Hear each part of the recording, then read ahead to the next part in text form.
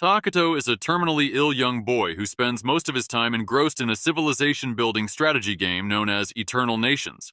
One day, after achieving everything in the game and beginning a new session, he peacefully passes away. He feels as though he's sinking into a void of darkness, and when he opens his eyes, he finds himself seated on a stone throne amidst a dense forest. He's bewildered by the situation, but soon a familiar presence emerges. Takuto instantly recognizes the woman before him as Atu, the sludge-like entity who was his most beloved character in Eternal Nations. He recalls choosing the most challenging route in the game by selecting the Kingdom of Ruin and Darkness, Minogra, as his starting nation. Thankfully, it came with Atu, a character initially very weak but capable of absorbing the abilities of her fallen foes, and ultimately becoming immensely powerful. Atu addresses him as her king, prompting Takuto to wonder if this is an elaborate roleplay scenario he's supposed to go along with. But Atu reassures him, there's no need to overthink. She already knows everything about him, his name, and even the fact that he's never experienced the outdoors. He was a master-level gamer who completed the game on nightmare difficulty using the trickiest faction. Takuto is shocked that she knows not only about being a character within the game but also his identity as a player. Atu explains that she remembers every one of their sessions, his strategies, his words through the screen, and even the more passionate things he did in her name. Takuto is overjoyed to be speaking face-to-face with his favorite in-game companion, but Atu insists she is even happier. He asks if this is heaven, wondering if she summoned him here, but she reveals that she too was summoned to this world. It strongly resembles the world of Eternal Nations. She then kneels and clasps his hand, stating that since they're together, the location doesn't matter. She proposes they join forces once more to create a civilization for just the two of them. Still stunned, Takuto is pulled down from his throne by Atu, who reminds him of their countless conquests. She encourages him to view this as a fresh start. Embracing the idea, Takuto commands her to serve him in the creation of a glorious empire, and she gleefully accepts. Pretending to be a mighty sorceress, she pledges loyalty with flair, though both end up cringing at their own over-the-top dramatics. Takuto reminds Atu what their first move should be in Minogra. She confirms it. They'll become reclusive and conceal their existence from the world. Takuto then uses his emergency skill to summon a massive insect scout to survey the nearby territory. They reaffirm their core rule, stay hidden during the early stages, and scouts like this are key for gathering intel covertly. He sends the creature off and it zips away to complete its mission. Atu is taken aback at how well things are going in this unfamiliar world. Takuto explains that he can still share the bug's vision, just like in the game. He's already used half his mana to create the scout and wishes he had enough to summon a guardian, but right now that's impossible. Atu grows worried. She's currently weak and unable to protect herself, let alone him. Nonetheless, Takuto continues exploring via the bug's perspective, seeing nothing but dense woodland. Atu, disheartened by her helplessness, finds comfort when Takuto tells her that just having her there is enough. She beams with happiness. Suddenly, the bug spots a group of weary, malnourished dark elves. Atu remarks that this is good news. Dark elves are a neutral faction, albeit slightly aligned with neutral evil. Their kingdom, too, is aligned with Loki, neutral evil. The discovery unsettles Takuto. He begins questioning whether this world really mirrors Eternal Nations, worrying that the presence of another faction could mean doom for his kingdom. Atu reassures him. If danger arises, they'll simply escape together. Takuto agrees and decides to keep an eye on the elves while continuing to scout. As the elves perform rituals and celebrations, some of them unexpectedly approach Takuto and Atu. The encounter is mutual shock. Atu instinctively prepares to risk her life for her master's safety. The elven leader, Jia, was on a mission to find sustenance for his starving clan. His assistant had warned him that the forest was cursed, rumored to be home to a sealed evil, but he pressed forward out of necessity. When he sees Takuto and Atu, he perceives them as avatars of darkness. To him, Takuto appears as a shadowy silhouette, confirming the legends. Fearing annihilation, Jia drops to his knees and introduces himself. His followers do the same. He begs forgiveness for trespassing. Atu puts on a tough persona, saying it's good they recognize their place, and demands to know why they came. Jia begins a sob story, but Atu, growing impatient, intimidates him into cutting to the chase. He reveals that his tribe was exiled unjustly by the council and now faces persecution. When Takuto asks whether they've suffered greatly, Gia freezes. Atu prompts him again and he admits their food ran out a week ago and they're now starving. Takuto, moved by their plight, tosses some apples to them.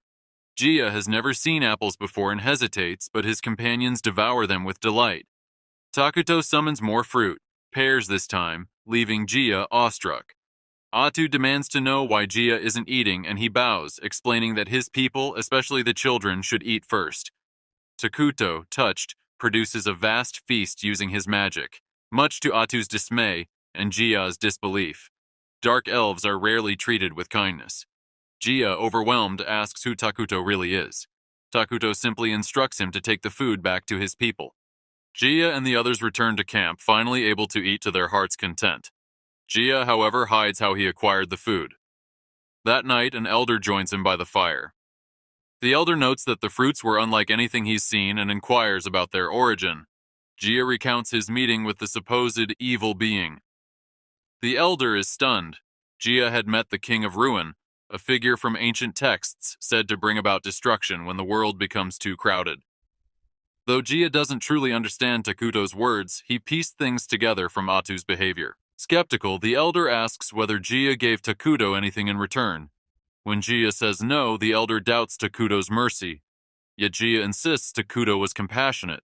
The elder is initially angry at his reverence for an evil being, but eventually acknowledges Gia's effort and success. He then declares that, as the eldest Dark Elf, he will personally negotiate with the so-called Dark King, in hopes of finally securing the peaceful life their tribe has long desired. Meanwhile, Atu scolds Takuto for recklessly using mana on the elves, but when he tells her not to be upset because he needs her, she softens instantly and starts acting all affectionate again. Todo quickly summons the bug to relay the latest news to him. Upon discovering that the elves are approaching, he simply hopes they take the remaining food he had prepared for them the previous day and leave without causing trouble. Nervously, he admits that he struggles to communicate properly when anxious, and doubts whether he can negotiate with the Dark Elves. Atu steps in, assuring him that she will handle it herself. She also remarks that this will send a message to the Dark Elves, that her king doesn't even converse with beings of their level. Not long after, Molter and Gia arrive. The elder elf greets Takuto with an overly formal salutation and thanks him for feeding his people. He then requests the name of the one who assisted them. With Takuto's approval, Atu introduces him as the King of Ruin, leaving both Dark Elves stunned to have their suspicions confirmed. She instructs them to take the food and depart quickly since it will not last long. However, Molter insists on repaying Takuto's kindness and asks what they can offer in return. Atu dismissively claims that they possess nothing worthy enough for her king, and questions whether they have anything at all they consider valuable. Molter hesitates, as they no longer own anything of real worth. Seeing his hesitation, Atu gives him a piercing glare, accusing him of scheming. Molter begins to panic, and Takuto realizes the discussion is heading downhill. Calling Atu aside, he tells her she is being too harsh. She retorts that the two of them are useless negotiators and would only hinder his path, suggesting instead that they kill them and display their heads as warnings. Takuto firmly rejects this extreme idea, telling her the elves merely wish to live peacefully and repay him in their own way. He proposes they ask for something the elves can give rather than handing out food for free, as it would foster better relations. Unable to argue, Atu agrees and announces that her king will accept their offerings. When Molter hears this, relief washes over him. It becomes clear to both Atu and Takuto that his nervousness stemmed from fearing Takuto as an evil tyrant. Atu scolds him for this, but then wonders what exactly they should request. Takuto suggests asking for information about the outside world. Molter eagerly agrees, vowing to share everything he has seen and heard in detail. Once the exchange is settled, Atu adds that Molter and his tribe must leave the forest afterward. Both Molter and Gia are shocked, pleading to remain under Takuto's protection. Atu warns them against greed if they value their lives. Gia starts to argue, but Molter silences him, urging obedience to the king's orders. As they prepare to leave, Takuto suddenly feels guilty about casting them out. An idea strikes him. He invites Molter and Gia to become his citizens. Both are stunned. but not as much as Atu, who demands to know what he's thinking.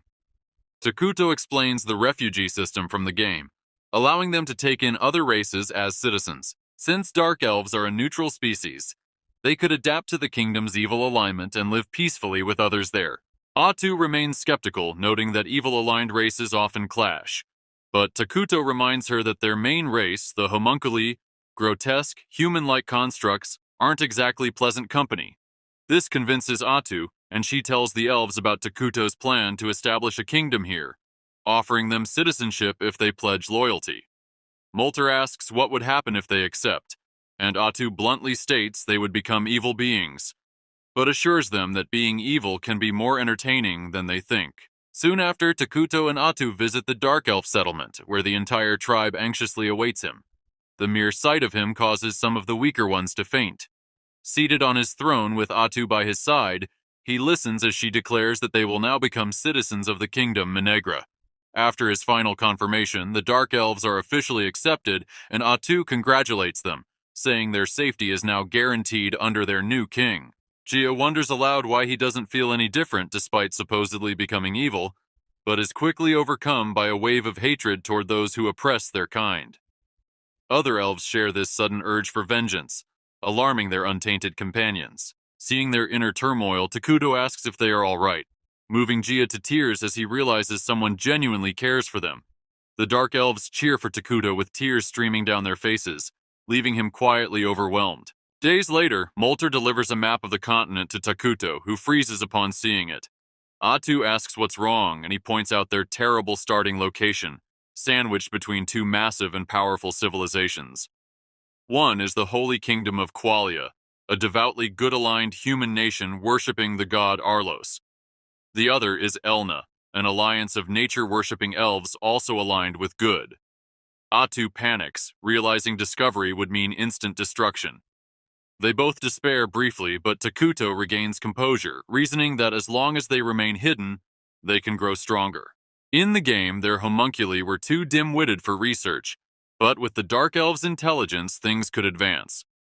Soon, Molter returns with his assistant Emily, a scholarly type knowledgeable about other kingdoms. Atu, speaking on Takuto's behalf, praises their loyalty and assigns new roles. Molter will oversee internal affairs due to his magical knowledge, and Gia will become commander of the army. She instructs Gia to recruit and train soldiers for defense, but Takuto insists war is barbaric, confusing Gia as to why the King of Ruin favors peace. The two elves begin bickering for Takuto's approval, which Atu mistakes for workaholism. She asks Takuto for their next task, and he orders them to beautify the land and construct houses. Molter is told to collect timber without harming the forest too much, while Takuto adds that they should reforest cleared areas. The elves are unfamiliar with the term, prompting Atu to explain it as planting new trees in place of the ones removed. Though unlike magic-based reforesting, their method is slow. Atu credits Takuto, falsely, for discovering magical reforesting, also praising him for the unique fruits they've eaten. Emily adds that she planted grape seeds from those fruits, and they have already sprouted. This sparks an idea in Takuto. If grapes can grow here, perhaps he can magically create fruits and other earth goods. Testing his theory, he manifests a coin and realizes he could produce gunpowder and other advanced technology, allowing his civilization to progress far faster than any rival nation. Meanwhile, in the Holy Kingdom of Qualia, unrest begins to stir. Saint Estelina leads a squad of knights toward the snowy foothills to eliminate monsters threatening nearby villages. The moment goblins charge at her, she raises her staff and incinerates them with holy flames, reducing them to ash. As the blaze fades into the clouds, sunlight shines upon the scorched earth, and flowers bloom in its place. The knight captain remarks that Selena's sacred power not only burns creatures of wicked nature, but also leaves behind a flourishing bed of flowers. And this very ability has secured their strong alliance with the elves. Afterwards, Selena advises the cardinal to dispatch paladins southward, as she has recently received an ominous premonition regarding the cursed forest. The cardinal refuses, explaining that the forest lies at the farthest edge of the continent, and he lacks authority to send forces there without approval from higher command. Selena, however, threatens to travel there herself if no one is sent. Pressured, the cardinal relents, promising to deploy whatever soldiers he can personally command. At the same time, Takuto and Atu devote themselves to developing their domain, beginning with the construction of homes for the Dark Elves. A provisional throne room has already been erected around Takuto's seat, and he looks forward to holding councils and gatherings with the important figures of his realm. Soon, Malter, Gia, and Imli arrive, and Atu insists that their first council meeting should begin immediately. Before the session, Enlei presents Takuto with a special outfit, designed to enhance his appearance, though it gives him a rather androgynous charm. Pleased, Takuto thanks the elves for the gift, noting that his old clothes had grown dirty. The elves themselves see little change in his look, but they trust Atu's assurance that he looks splendid. With that, the council officially commences, although Takuto is too busy admiring himself. Seeing this, Atu decides to proceed with the agenda and consult him only when necessary, which he readily agrees to. The first topic is construction. Molter inquires which buildings should take priority. Atu advises that food production must come first, and she presents a bizarre plant, something that will serve as their primary food source for now. The elves recoil at the sight of it, demanding an explanation. Atu calmly reveals it is the flesh plant, a unique crop of their civilization. It produces meat with the taste of human flesh and is surprisingly nutritious. Disturbed, the elves protest that they do not eat humans, but Atu reassures them this plant is only temporary and soon they will have other food varieties. She further instructs them to build storehouses and management sheds alongside the farms, and Emily volunteers to oversee that task. Next, Atu raises the subject of research, stressing that acquiring advanced knowledge is crucial for small nations. When Molter asks which technology they should prioritize, she replies, magic technology. Excited, Takuto eagerly anticipates its development, while Molter, as a mage, promises to give his best. He asks specifically which branch to pursue, and Atu tells him, military magic. She explains that ordinary spells can target only a few enemies, but advanced military sorcery can obliterate entire cities and reshape terrain itself. Inspired, Molter agrees to gather skilled elves and begin research at once. The discussion then shifts to military strategy, where Gia's enthusiasm sparks. However, Takuto immediately states they will not heavily invest in a standing army right now. Atu supports him, noting that armies are costly to maintain and yield no returns during peace. Gia counters, arguing that they currently lack the strength to defend their king. Malter adds that both he and Gia have bounties as Dark Elf leaders, making them targets for enemy attacks. Understanding their concerns, Takuto proposes an alternative, summoning a hero. Atu agrees, explaining that although summoning a hero is expensive once created, they require no upkeep, making them ideal. The elves, unfamiliar with the concept, ask what heroes are. Atu describes them as incredibly powerful beings who serve directly under the king. Though certain conditions are needed to summon each hero, she assures them the first can be summoned soon. Takuto is thrilled by the idea, realizing that mana is essential for everything in this world and can only be drawn from the people. The happier the citizens, the more mana they produce. With this in mind, Takuto vows to make his kingdom the happiest place on the continent. Meanwhile, in Qualia, a young paladin named Launius is chosen to join the investigation team heading into the Cursed Forest. Accompanying him is a senior paladin, Virgil, whose favorite pastime is teasing Launius for his rigid and formal nature. Virgil complains that their investigation team is absurdly small, just 2 paladins and a few mercenaries. He criticizes the church for neglecting Selena's prophecy. Launius agrees, but admits they cannot guess the intentions of the higher clergy. He knows, however, that if they succeed they'll be praised, but if they fail, all the blame will fall on him. Back in Minagra, Takuto inspects the progress of his nation. Nostalgia sweeps over him, recalling how he had seen countless beginnings of civilizations on a screen, but now he witnesses it firsthand. Emle guides him, explaining that dark elves usually build houses and trees, but their progress is slow since most effort is focused on cultivating flesh trees.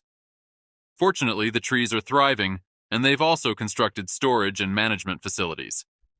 Emal then reveals they discovered a freshwater spring nearby and are testing ways to draw water from it. Meanwhile, Molter and the mages labor diligently in their new research hall. Takuto is pleased, especially to learn that the elves are taking initiatives such as securing water. Seeing the once weary elves now lively and cheerful fills him with joy. When he shares this sentiment, Amelie breaks into tears of happiness, which startles Takuto. though she soon composes herself and continues the tour. She shows them the flesh tree farm, noting that thanks to Takuto's tools, the first harvest is near. Next, she leads them to the water source, but the atmosphere there has drastically changed. The water has turned dark. Disheartened, Emily assumes it is now unusable. Before she can despair further, Molter and Gia arrive and agree with her assessment, but Atu calmly drinks the water, declaring it safe. She explains that the gloom is due to the land now becoming part of Managra through a feature called cursed terrain. Takuto asks the elves to inhale deeply, and immediately they feel their minds clear and bodies brim with energy. Atu clarifies that cursed terrain empowers creatures of evil alignment while weakening neutral and good beings. Since the Dark Elves are now tied to Managra, they are considered evil-aligned, making the water safe for them. Gia tests it himself and confirms her words. Atu adds that soon the entire forest will fall under cursed terrain. Takuto, however, worries it may draw too much attention, as the transformation is too conspicuous.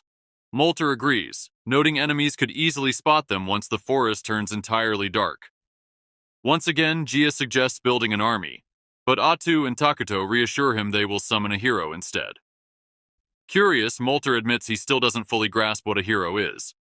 To demonstrate, Atu suddenly conjures dark tentacles from her back, slicing down nearby trees effortlessly. She reveals that she herself is a hero, and even with only 1% of her true power, she could annihilate entire armies. The elves, astonished, praise Takuto for commanding such a powerful subordinate. Takuto proudly declares that heroes are extraordinary beings who only grow stronger with time, though he quickly scolds Atu for destroying trees unnecessarily and orders her to clean the mess. Overwhelmed by what they witnessed, the elves declare that Takuto is truly a great ruler, deserving of a magnificent palace. Though Takuto protests, saying he doesn't need such luxury, the elves insist their king cannot dwell in common houses. Atu supports them, adding that constructing a palace would uplift the people's morale. Relenting, Takuto permits it, half-jokingly saying he wants a flying fortress in the future, but for now, a grand palace will suffice.